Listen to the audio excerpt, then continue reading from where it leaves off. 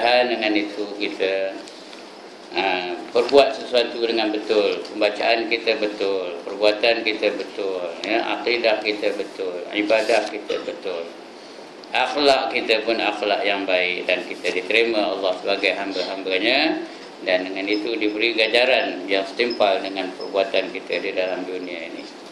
Baik tuan-tuan, muka surat berapa? 285. 285. Tak silap saya masa dulu cerita zikir, ya, dan kaifiat zikir. Dah habis zikir, ya. Zikir dah habis. 280 285 292 290 288 286 285. Okey. Bab baru, ya. Faslun fi adabil waladi ma'al walidain. Faslun fi adabil walad ma'al walidain. Ini suatu fasal pada menyatakan adab anak serta ibu bapaknya. Siapa yang ada bapak, siapa yang ada mak lagi, perhatikan benar adab-adab kita dengan mak dan ayah kita. Kalau dah tak ada, buat cara tak ada. Yang ada, buat cara ada. Ya, dalam Quran banyak seruan supaya kita berbuat baik dengan ibu dan bapa kita, ya. Wabil walidaini ihsana. Banyak benar kita jumpa dalam Quran itu, ya. Dan kepada kedua ibu bapa kamu hendaklah kamu berbuat baik. Dalam surah Isra ada lagi, imma yablughanna 'indakal kibara ahaduhuma aw kilahuma fala taqul lahumā uff. Lagi, wa tanharhuma wa qul lahumā qawlan karīmā. Wala tanharhuma wa qul lahumā qawlan karīmā. Sekiranya mereka, salah seorang mereka atau kedua-dua mereka tua di bawah jagaan kamu, kita ni dah tua di bawah jagaan anak-anak kita, jangan sekali-kali kamu berkata kepada keduanya dengan perkataan uff. Uff tu kata marah yang paling lembut, paling mild. Your mildest form of reprimand. Tahu dah mana erti cakap mutin ni? Ya, the mildest form of protest. Ya. Cara paling lembut tapi bentuk membantah, itu uff. Uffin, ya. Tapi ringkasnya panggil uff. Itu pun tak boleh. Kalau uff pun tak boleh, lebih-lebih lagi yang lebih kasar dari itu. 2-3 hari sudah saya baca dalam internet, ya, bekas timbalan menteri, ya, perempuan, anaknya tak sanggup menjaganya, letak dalam rumah orang tua-tua. Tanyalah orang tua sini, siapa nak duduk rumah orang tua-tua, angkat tangan. Walaupun penuh dengan keselesaan, penuh dengan equipmentnya semua ada, apa pun ada, semua tak ada, tapi nak ke duduk rumah orang tua-tua, berjauh-jauhan dengan anak, berjauh dengan cucu, tak ke? Kalau tak, bolehlah apply lepas ni, ya. Okay, ya, minum sekejap.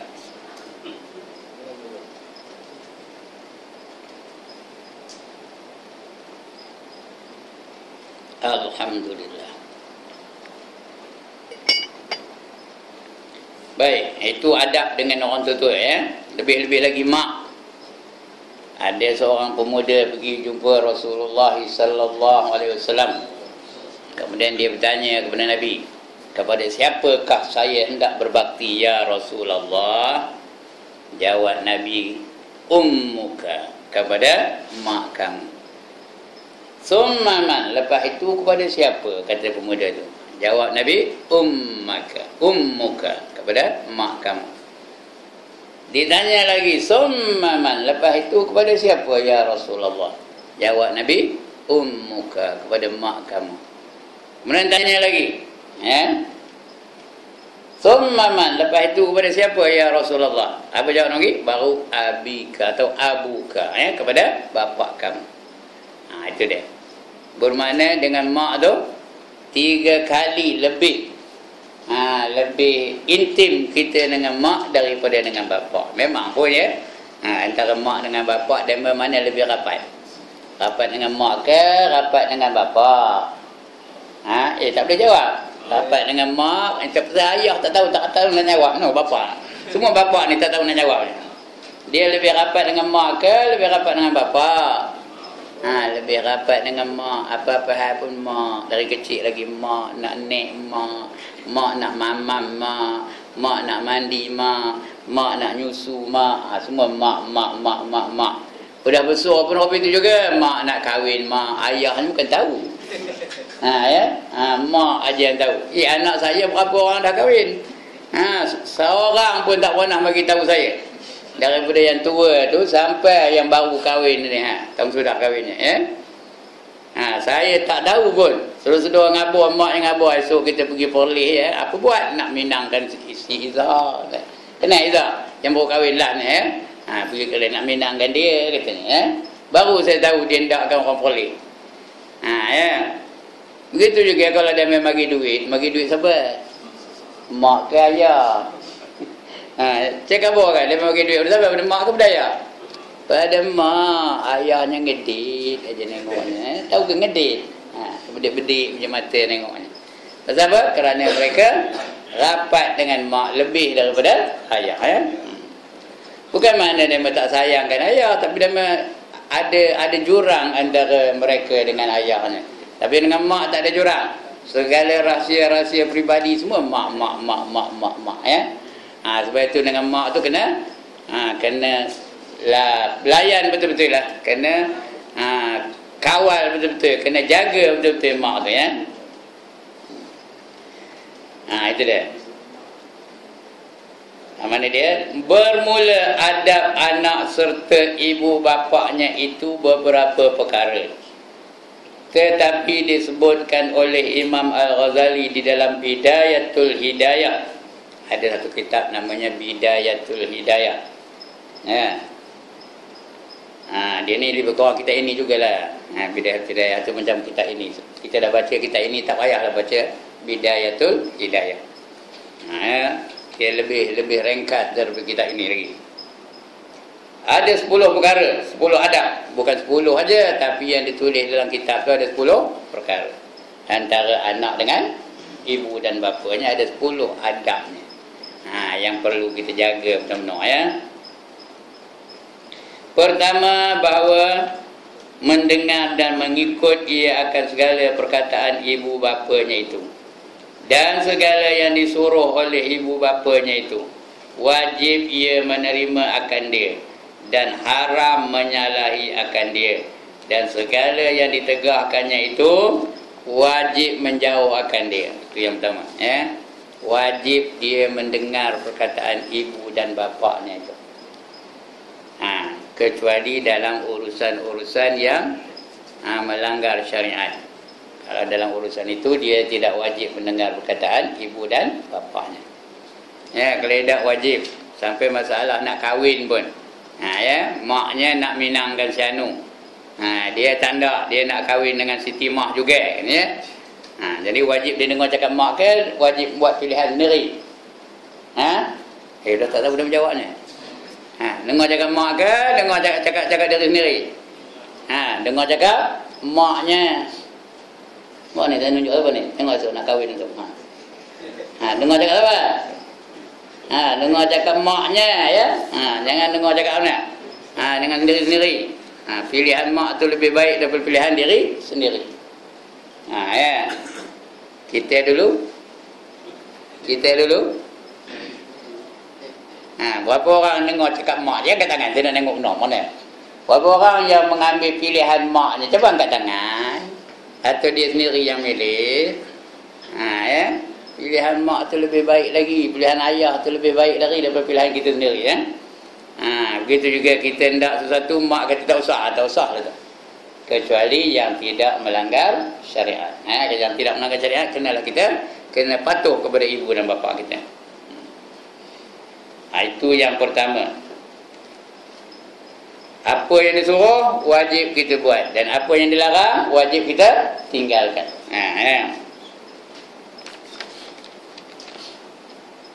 Yang kedua, hendaklah ia berdiri pada ketika berdiri ibu bapaknya itu. Bila bapaknya berdiri, maknya berdiri, dia pun kena berdiri sama. Ini tak nak kita buat ni, mak bapak berdiri kita buat ni hin aja. Patutnya kita pun berdiri sama. Kenapa? Memuliakan ibu dan bapa kita. Ada orang nak buat? Apa yang nak buat? Mak ayah pun dah tak ada. Kalau masih ada, jaga dengan mak bapa. Dia berdiri, kita pun berdiri. Jangan nyandor je, nyangkang aja. Tahu? Kaki pun terkangkang aja dengan depan mak bapa. Mesti berdiri, hormat kepada ibu dan bapa. Kerana mentakzimkan akan dia. Apa arti mentakzimkan? Membesarkan ibu dan membesarkan bapa. Dia berdiri, kita pun berdiri. Dia ke kereta, kita hantar dia ke kereta. Buka pintu kereta tu, bagi dia masuk. Macam tu. Anak-anak kita ada buat apa itu? Entahlah, mana kira Yunus tadi. Ada tak anak buat apa itu? Patutnya apa itu? Kasut kita apa? Dia nyucikannya. Motor kita siapa nyucinya? Dia nyucinya. Motor kita siapa nyucinya? Dia nyucinya. Ini dah motor pergi hantar depan kedai saya tu, situ nyucinya. Patutnya anaknya dah nyucinya Itu yang kedua. Ketiga, bahawa jangan berjalan di hadapan ibu bapaknya itu. Hormat sikit. Jangan berjalan di hadapan ibu dan bapaknya. Hormat kepada keduanya itu. Macam orang tengah semayang juga, jangan berjalan depan orang semayang. Begitulah kita nak memuliakan ibu bapa, macam kita memuliakan orang yang sedang sembahyang. Jangan berjalan di hadapan orang yang sedang sembahyang.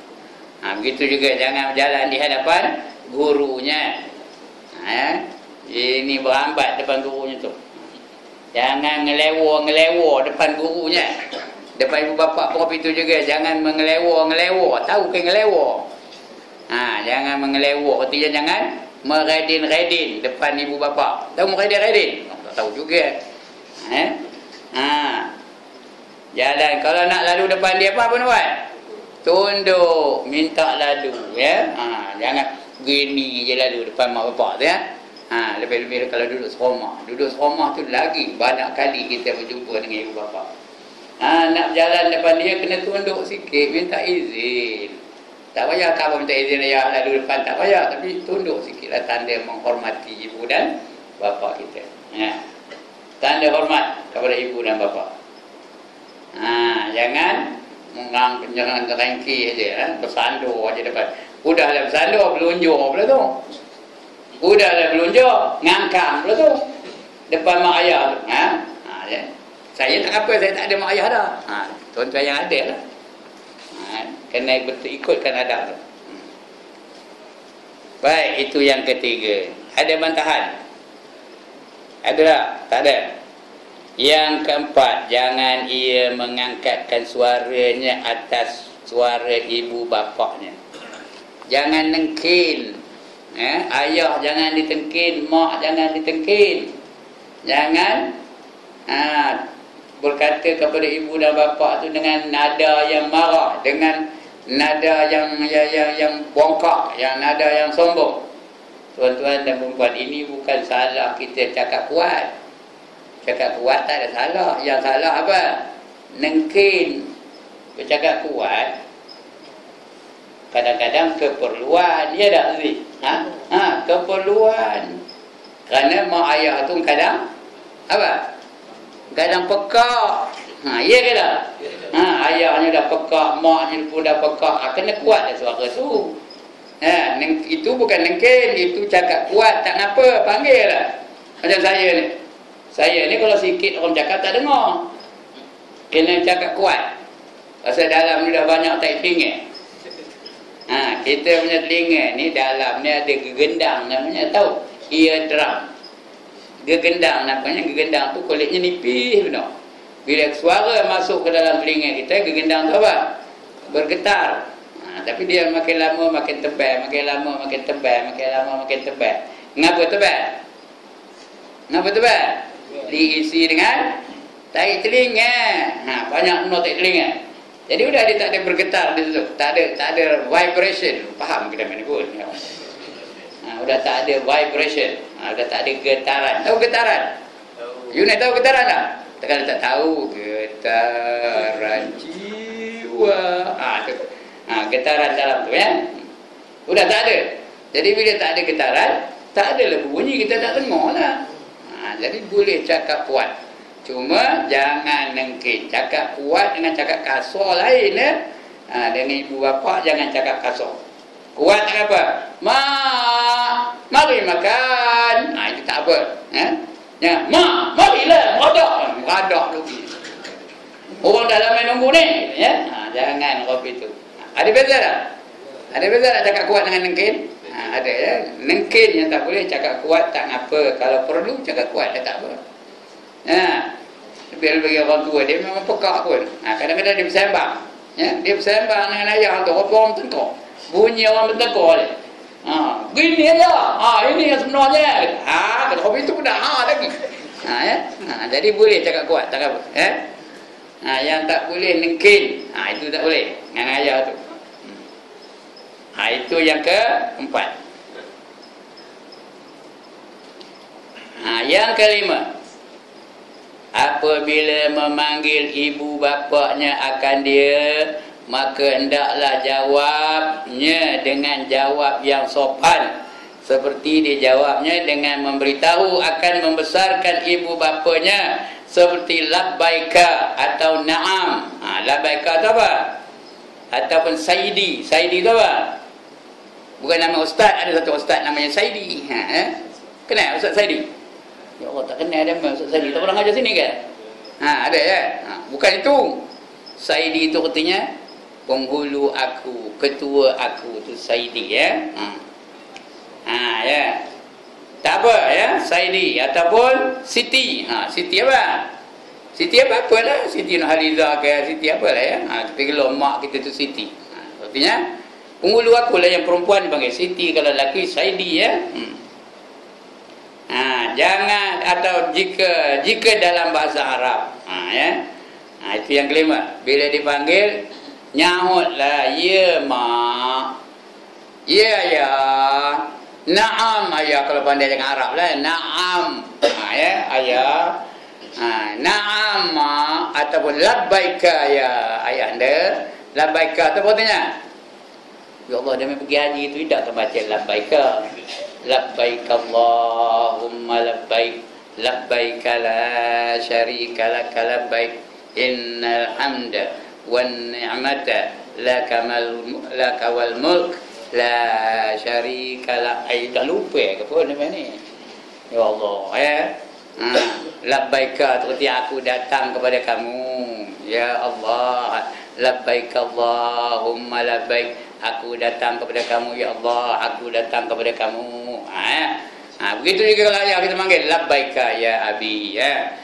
Kalau nak cakap Arab lah, kalau nak cakap Melayunya, ya, itu paling kurangnya, ya ya, lembut-lembut sikit. Ya ya, suara kuat tak apa. Jangan panggil hoi katanya. Nak apa? Itu pun satu hal juga. Dipanggil ayahnya, Yunus, nak apa? Patutnya tuan jawab ni. Jawab je ni. Labbaika tu pandai cakap Arab. Dia pandai cakap Arab tu. Itu dia. Dia panggil sebut labbaika ataupun ya, saya datang ya. Ya ummi, wahai mak aku datang ni, kata. Itu jawab dengan sopan. Lebih-lebih lagi kalau mak memanggil, kita sedang sembahyang sunat. Macam kita tengah sembahyang duha, tiba-tiba mak panggil, Yunus, katanya macam. Tuan-tuan dan puan, wajib dijawab. Wajib diberhentikan sembahyang untuk to entertain your own mother. To entertain. untuk menyukakan hati mak kamu. Pernah berlaku seorang ulama namanya Juraij. Bukan Juraij yang di botol kanan tu, ada juga ulama juga tu, qadi asalnya. Ustaz Juraij namanya, itu lain ni, zaman dulu lagi daripada Juraij. Anak Tuan Haji Sulaiman namanya Juraij, dia pun banyak memimpin orang pergi haji ni. Bukan yang tu. Ini Juraij ni seorang ulama besar di zaman silam. Maknya manggil dia tengah sembahyang. Dia tengah sembahyang, bukan dia tak nak nyaut. Dia tengah sembahyang. Mana nak nyaut masa itu? Rupanya dia tengah sembahyang sunat. Maknya terasa waktu itu. Terasa dia tak nak sembahyang. Oh, sombong benar kamu, ya Juraij, katanya. Kamu ni esok takkan senang. Nantilah adalah perkara malapetaka yang datang pada kamu, kata maknya. Lama-lama apa? Dia dituduh oleh seorang perempuan Yahudi, sehingga melahirkan anak. Kata perempuan Yahudi tu, anak dalam perut aku ni bapaknya Juraij lah, katanya. Dia timbul fitnah ketika itu. Juraij ulama besar pada ketika itu. Cuba bayangkan ulama dituduh melakukan zina dan membuntingkan anak dara orang. Bayangkan. Bayangkan tuan-tuan dan puan-puan, kalau Ustaz Ibrahim dituduh membuntingkan anak dara orang, macam mana? Malu ke tak? Heboh ke tak? Punya heboh. Ustaz Ibrahim mana? Itu yang tak Melayu tu. Dia apa kata dia membunting anak dara orang. Tak tahu mana nak letak muka, ya. Juraij macam itulah, dituduh. Orang pun dah heboh lah, Juraij buntingkan orang, Juraij buntingkan anak dara orang, ya. Sehinggalah perempuan itu melahirkan anak. Bila lahir je anaknya tu, Juraij pun pergi jumpa dengan anak tu, sama dengan anak perempuan lah, dengan mamak sekali, ya. Pergi jumpa dengan anak tu, dia pun pegang pusat anak tu. Dia pun tanya, siapa bapa kamu? Dia tanya kepada anak tu, baru lahir tu. Anak itu boleh bercakap dengan izin Allah Ta'ala lah, ya. Kerana ini bukan ulama sembarangan tau. Bukan ulama Ustaz Ibrahim. Ini ulama besar, ulama yang terkenal, ya. Budak baru lahir, itu di antara budak yang boleh bercakap. Dia baru lahir. Katanya apa? Bapa aku gembala lembu, katanya. Bukan gembala kambing, gembala lembu, katanya. Artinya bapaknya bukanlah Juraij. Juraij tak pernah melih lembu pun. Maka dari situlah baru hilang fitnah terhadap Juraij ni. Ya. Tapi walaupun dah hilang, tapi fitnah tu udah berkesan ke tidak? Udah berkesan juga, udah ada rekod juga. Walaupun orang dah tahu lepas itu dia kena fitnah. Mengapa dia kena fitnah? Pasal dia tidak menghormati ibunya yang memanggil dia, ya. Begitu juga zaman Rasulullah, ada seorang namanya Al-Qamah. Ya, Al-Qamah ni kalau ikut satu riwayat, dia memang apa nama, menyebabkan maknya marah lah. Maknya kecil hati benar dengan dia, Al-Qamah ni. Ada riwayat yang lain mengatakan itu bukan, kena Al-Qamah tak mungkin buat apa itu, kerana Al-Qamah ni antara orang yang terlibat dalam peperangan Badar, yang dijamin masuk ke dalam syurga. Itu beberapa riwayat lah, tapi ceritanya yang masyhurnya yang saya nak cerita ni lah. Dia pernah menyakitkan hati ibunya, ya. Bila dekat nak mati, dia ni berperang sama dengan Rasulullah. Setiap peperangan dia akan hadir. Badannya penuh dengan luka-luka, dan luka-luka itu tak pernah di belakang, hanya di depan aja. Bermakna apa? Bermakna dia sentiasa menghadapi musuh, tak pernah membelakangkan musuh, tak pernah lari daripada musuh. Sebab itu lukanya sebelah depan je. Tiap-tiap inci badannya tu penuh dengan luka-luka di pertempuran, ya. Sampai dia tua nak mati, dia ajar dia mengucap, tak boleh mengucap jenuh la ilaha illallah. Apa jawabnya? Gol, kata jawabnya. Tahu ke gol? Macam hari ni lah, ya. Sampai orang azan pun tak tanda apa? Tanda jawab. Esok tak boleh jawab ketika nak mati itu, tak boleh mengucap itu, ya. Ya, Al-Qamah apa itulah, tak ada dia dengan gol tu saya tadi, ya. Jangan pula tengok kitab mana ada gol dalam kitab ni, tak ada. Itu versi saya. Tak boleh nak mengucap. Jenuh dia ajar sahabat. Rasulullah sendiri ngajar pun tak boleh juga nak mengucap. Ini bahaya. Tapi Rasul maklumlah ya, Rasul, Nabi dapat wahyu. Ya, dia ada je jalan penyelesaiannya. Dia tanya kepada sahabat, ya, Alqamah ni ada ke mak bapak? Dia tanya. Jawab sahabat, ada. Ayah dah tak ada tapi maknya ada. Ada. Di mana? Ada di ujung sana, di ujung kampung tu. Panggil dia ke sini, kata Rasulullah. Ya. Sahabat pun panggil dia. Dia dah tak lalu jalan. Datang sahabat, bawa tu dukung, kandor. Tahu? Kandor dia bawa nak jumpa dengan Rasulullah sallallahu alaihi wasallam. Nak dukung kena pegang, ini tak ada pegang. Kandor je dia naik atas, di kandor dia sahabat. Bawa berjumpa dengan Rasulullah sallallahu alaihi wasallam.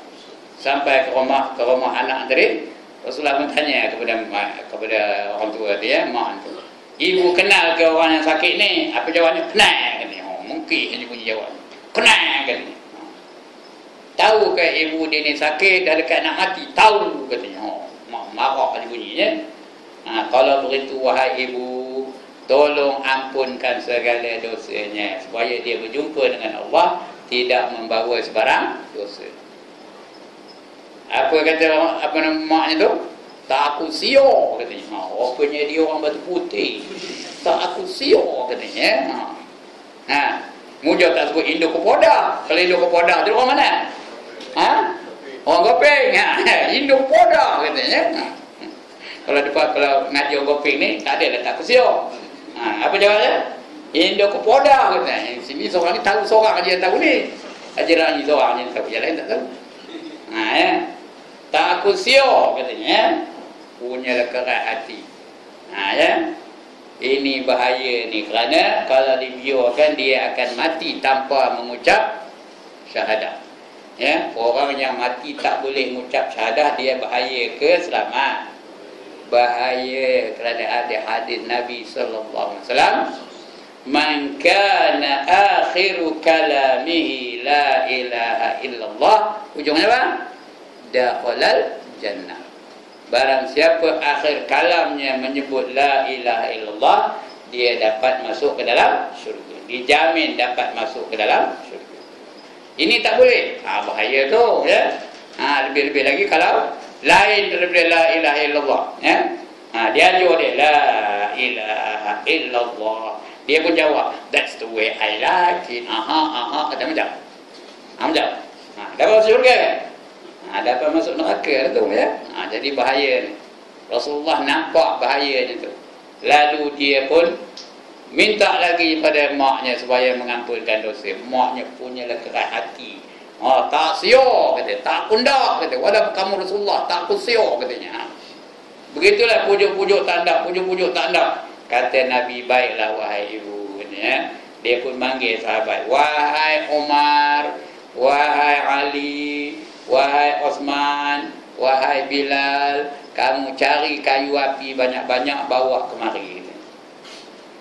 Bawa kemari kayu api itu. Nama itu baru pucat muka maknya. Atas nak buat apa kayu api itu ya Rasulullah? Kata dia orang tua. Apa jawab Nabi? Saya nak bakar Alqamah ni hidup-hidup. Sebelum dia dibakar di dalam neraka, biar saya bakarkan dia ni hidup-hidup di dalam dunia lagi. Ya, nak bakar. Umar pergi cepat cari kayu api. Ingat di orang tua tu main-main je Rasulullah. Umar pun pergi mencari kayu api. Bilal pergi mencari kayu api. Dan sahabat-sahabat pun cari kayu api banyak-banyak. Himpunkan depan rumah tu.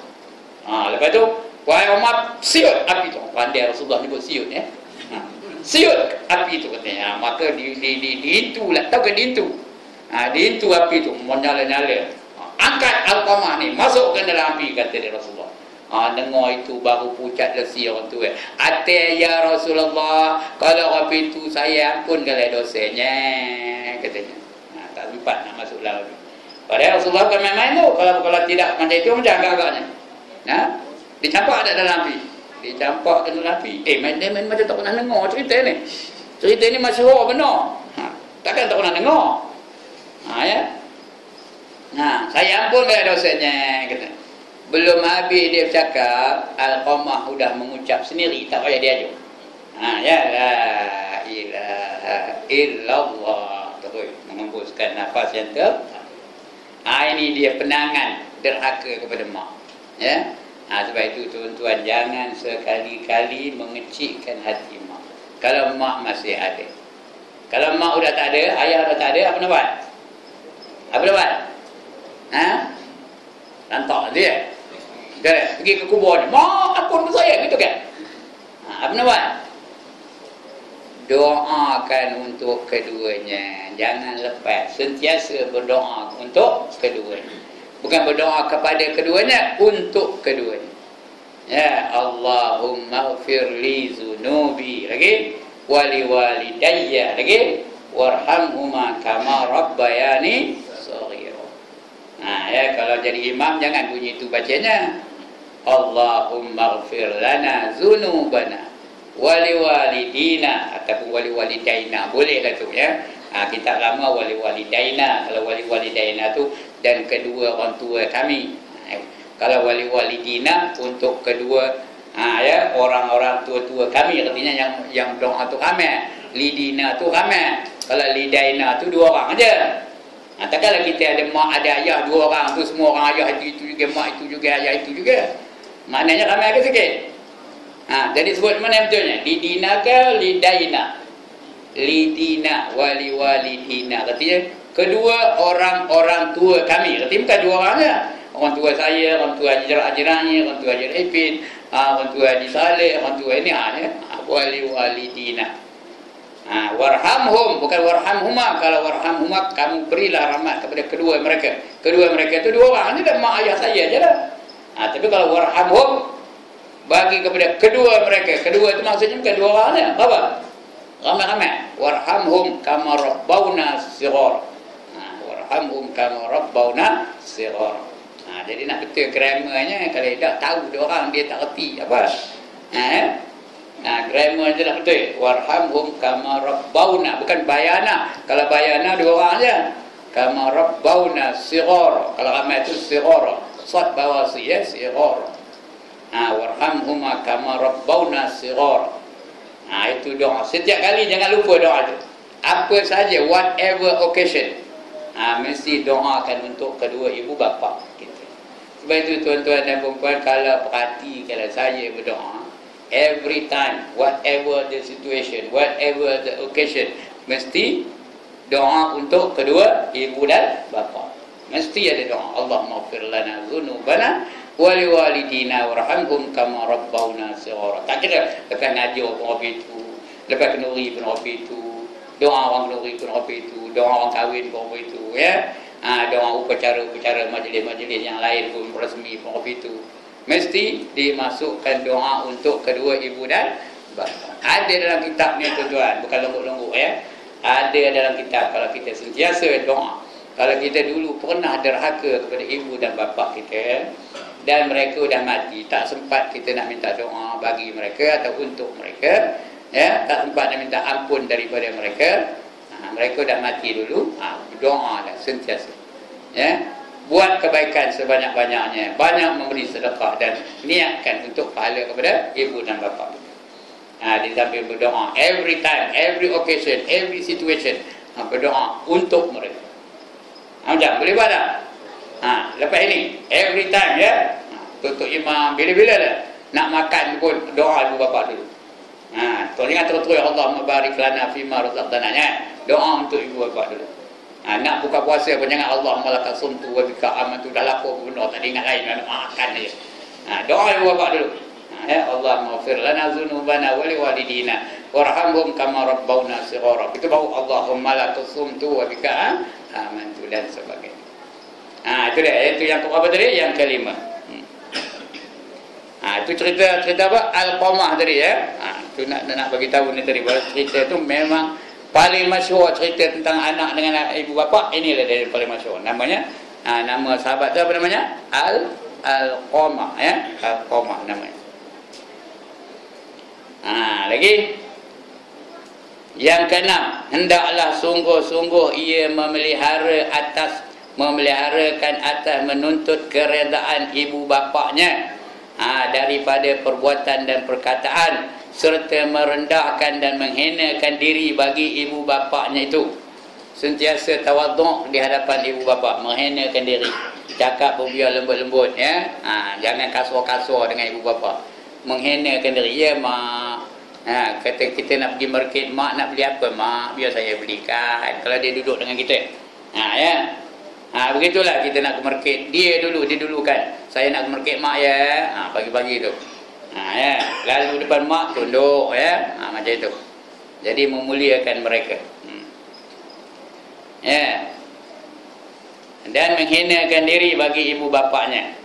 Yang ketujuh, jangan membangkitkan atas ibu bapa itu dengan sebab berbuat kebajikan bagi keduanya itu, dan dengan sebab memeliharakan sekalian pekerjaan bagi keduanya itu. Apa katanya ni? Jangan diungkit-ungkit kebajikan kita terhadap ibu dan bapa kita. Mak ni mujur saya kerja MDKS, saya bagi mak 400 bulan. Kalau tidak mak bulur lah tu tak makan. Macam? Tu derhaka lah namanya tu, ya. Tak ada lah buat. Itu jangan terasa pada orang MDKS ni, ya. Saya tuju MDKS, ya. Senang ya, pasal sudah biasa dengan dia tu, ya. Jangan dibangkit-bangkitkan kebajikan kita terhadap mereka. Kita bantu mereka, kita bagi mereka kewangan, kita bantu kita siapkan kelengkapan bagi mereka, kita bawa mereka ke Mekah, bawa mereka umrah dan sebagainya. Jangan diungkit-ungkit. Ya, ada dua perkara mesti dilupa-lupakan. Yang pertama, kebaikan kita kepada orang lain. Yang kedua, kesalahan orang lain kepada kita. Lebih-lebih lagi ibu dan bapa kita. Ya, jangan itu jadi ungkit-ungkit. Dia tu hutang dengan saya tak bayar berapa ringgit? RM10, heboh. RM10 hutang tak bayar, heboh satu kampung. Heboh satu kampung ni tahu. Daripada Bandar Baru sampai ke Ayu Hitam tahu. Ya. Padahal bukan yang banyak benar RM10. Ya. Jadi jangan diungkit-ungkit kejahatan orang kepada kita. Tu dua perkara, ya. Yang kedua, kebaikan kita kepada orang. Jangan diungkit-ungkit. Termasuklah kedua ibu bapa kita. Jangan jumpa tu Allah sombongnya. Kerana aku lah tak ada kerja langsung. Apa tak kerja? Aku rekomen dia dapat kerja langsung, ya. Lebih teruk lagi. Semuanya dah sombong dari kalau tak ada aku tu tak merasa laki. Gitu. Tahu tak merasa laki? Langsung takkan kahwin. Ya, jangan apa itu. Kita buat baik, lupakan. Ada dua perkara yang mesti dilupa-lupakan. Ingat tadi dua perkara yang mesti diingat-ingatkan. Yang kedua, ada dua perkara yang mesti dilupa-lupakan. Yang pertama, kebajikan kita kepada orang lain. Yang kedua, kejahatan orang kepada kita. Dan ada satu perkara atau dua perkara yang mesti kita ingat-ingatkan. Yang pertama, kejahatan kita kepada orang lain. Nak diingat-ingatkan. Ya, nak diingatkan. Kedua, kebaikan orang lain kepada kita. Orang menderma bagi kita, orang bagi kita pinjam, orang tolong kita, kita kena ingat-ingatkan supaya kita menjadi orang yang apa? Orang yang orang yang pengenang budi. Orang yang mengenang budi, ya. Tidak melupa-lupakan kebaikan orang lain kepada kita. Ingat tu, dua perkara yang mesti dilupa-lupakan. Lagi satu, dua perkara yang mesti diingatkan. Ya. Dengan ibu bapa tu lupa-lupakan. Kalau ada kita nanggung dia makan dia, kita bagi duit bulanan bagi dia lah, kita belikan dia pakaian ke, kita belikan dia apa-apalah, ya. Jangan diingat-ingatkan. Jangan medang kalau orang datang rumah tu dia penunjuk itu cincin mak pakai tu, saya lah belinya, saya pergi ke Beijing tu belinya. Kalau dia datang cincin langsung orang tua tu, haru jadi orang itu, ya. Ada tak orang orang itu? Ada, ya. Dengan tak secara sedar tu begitu, ya. Jangan. Kerana ibu bapa tu jasa mereka tak terbalas oleh kita, ya. Mak bapak boleh menjaga dengan baik 10 orang anak, tapi 10 orang anak tak boleh memelihara seorang ibu dan seorang bapa. 10 orang anak tak boleh nak jaga seorang mak, seorang ayah. Tapi ayah, mak boleh pelihara 10 orang anak dengan baik. Dibaginya persekolahan, dibaginya berbagai-bagainya, ya. Itu dia tuan-tuan dan puan-puan. Kemudian ya. Mana kedua hilang. Yang ke-8, bahawa jangan menilik kepada keduanya itu dengan tilik yang menyakiti akan keduanya itu, atau dengan tilik marah akan keduanya itu. Nengok mak ayah tu biar tengok dengan tengok apa? Tengok kesian, tengok kasih sayang, tengok rindu, ya. Tengok. Dan kalau ada lah yang benda-benda yang aib pada ayah tu, jangan itu jadi tengok. Kalau ayahnya tu atau maknya tu kakinya untut, jangan tang situ je mata tu. Jangan bagi malukan dia dengan memerhatikan benda yang aib pada diri ibu dan bapa kita tu, ya. Muliakan mereka tu. Dan tengok dengan pandangan yang kasih, ya. Hari-hari bersalam dengan mak tu. Ada pernah salam dengan mak dah hari-hari? Dah tak ada mak, apa nak salam ke ya? Orang belakang tu ada tak salam dengan mak? Ada. Kalau dah tak ada mak macam dengan suami, salam hari-hari dengan suami, ya. Nengok Yunus tu berambat ngejuk, cium tangan, ya, kerana dia tu suami, ya. Nengok Haji Jerai jauh tu, salam berambat, wah, cium tangan, ya. Dengar ke orang belakang ni? Diam tak jawab dah, dengar ke tak? Ya, macam tu. Nak masuk syurga ke tak? Kalau tak buatlah. Ini dah bila khabar betul Allah Ustaz geli-geleman dengarnya, apa geli-geleman pula? Ya. Orang nak masuk syurga kena buatlah. Ya. Suami tu balik. Ya. Malam-malam, kadang-kadang tengah malam baliknya. Ya, dia ketuk pintu, buka pintu tu terus peluk. Cium suami tu. Cium dahinya, lepas tu cium tangannya. Lepas tu cari apa? Betul cari apa? Cari ini tuala kecil tu, lap peluhnya. Ya, lap peluhnya. Lepas tu ambil air, bagi air segelas, bagi dia minum. Tarik, bagi dia minum. Sila minum bang. Suami pun minum. Lepas tu buat apa? Bawa tongkat. Pergi jumpa dengan suami tu. Bawa tongkat. Bang, ini tongkat. Kalau ada apa salah saya sepeninggalan saya, sepeninggalan abang tadi, bolehlah pukul saya. Kalau lalu buat apa itu. Tak lalu dia mukul pun, jangan takut, ya. Itu dia. Barulah rumah tangga tu aman damai, ya. Ini dak nengkin aja kerjanya. Gula tawar pun nengkin. Ya. Gula tu tawar. Heboh. Apa hal gula ni tawar lesok? Orang dah beli garam seguni, terbilik ada seguninya. Ya. Jadi biar apa namanya? Biar berpatutan. Tapi kalau dia buat maksiat, jangan redha pula. Jangan bagus fikir ni, ya, buat maksiat dia keluar. Dia pergi keluar nyemur kain apa? Nyemur kain apa? Ketang dada. Dia nyemur kain ketang dada aja. Jangan senyum je nengoknya. Patut marah. Patut pukul.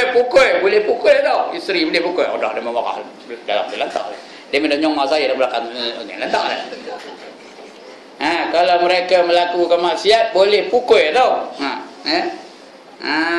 Jangan redha dengan maksiat yang dilakukan oleh mereka. Sebab itu Rasulullah bersabda, "Man ra'a minkum munkaran falyughayyirhu bi yadihi. Fa in lam yastati' fa bi lisani. Fa in lam yastati' fa bi qalbi. Wa dzalika adhaful iman." Kata Nabi, ya. Bila kamu nampak satu kemungkaran, hendaklah kamu ubah dengan tangan kamu. Kalau tak boleh dengan tangan, ubahlah dengan lidah kamu. Tak boleh juga dengan lidah, apa buat? Ubahlah dengan hati kamu. Itulah dia selemah-lemah iman. Jangan dibiarkan maksiat. Tuan-tuan dan puan-puan, pendidikan sama ada nak didik isteri, nak didik anak, nak didik keluarga, asasnya satu aja. Anfusakum, sambung. Wa ahlikum naro. Itu asasnya. Anfusakum wa ahlikum naro. Peliharalah diri kamu dan juga ahli-ahli kamu daripada api neraka. Jadi jangan menilik dengan tilik marah, jangan menilik dengan tilik yang menyakiti keduanya, atau dengan tilik menghina dan sebagainya. Itu yang ke-8. Sikit lagi tuan-tuan. Yang ke-9, ya. Yang ke-9, bahawa jangan memasamkan muka pada hadapan ibu bapa itu, sebab marah akan keduanya.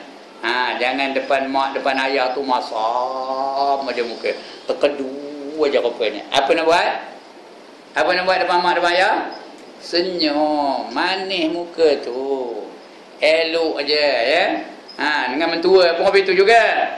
Sebab mentua pun ibu bapa juga ya. Ini dengan mentua, kalau datang mentua tu monyong ada masak. Tu tak lain nak bulan-bulan duduk sini tu. Marah hati gaya. Dengan anaknya sayang, dengan maknya kita benci. Itu dah terbalik projek ya. Yang sebenarnya mentua itu ganti kepada ibu dan bapa. Kita kena hormat mentua itu macam kita hormat ibu kita, macam kita hormat bapa kita, macam kita hormat suami kita. Itu dia. Jangan masa muka senyum. Tadi dah belajar senyum itu adalah sedekah dah. Sentiasa ada senyum, sedekah lah sentiasa ya. Itu ya, jangan memasangkan muka pada hadapan ibu bapa itu, sebab marah akan keduanya. Ke-10 bahawa jangan musafir melainkan dengan izin ibu bapa. Melainkan jika ada musafirnya itu kerana nak menunaikan haji yang fardu ain atasnya, maka iaitu tiada berkehendakkan izin ibu bapanya itu. Tetapi sunat ia meminta izin daripada ibu bapanya itu. Ya, ini yang pertama tadi. Musafir dia minta izin kepada ibu dan bapa. Ya, nak pergi Kuala Lumpur. Nak pergi ke Brazil, apa buat? Ke Brazil. Nak pergi ke Brazil apa buat? Nak tengok Piala Dunia, minta izin dulu dengan mak dan bapa. Itu musafir ya. Tapi kalau nak pergi naik haji, itu tak payah minta izin. Kalau nak naik haji, nak pergi umrah sunat, kena minta izin. Kalau umrah wajib, tak ada payah minta izin ya. Ini dah dia nak pergi atas alasan-alasannya harus atau alasan-alasannya sunat, maka wajib dia minta izin dulu daripada ibu dan bapa. Kadang-kadang bapaknya tu sakit, janganlah pergi dulu, nak saya bapak ni sakit ya. Rasanya tak lama lagi, jangan pergi masa tu ya. Kalau kita pergi juga macam remuk redam hati bapak kita tu.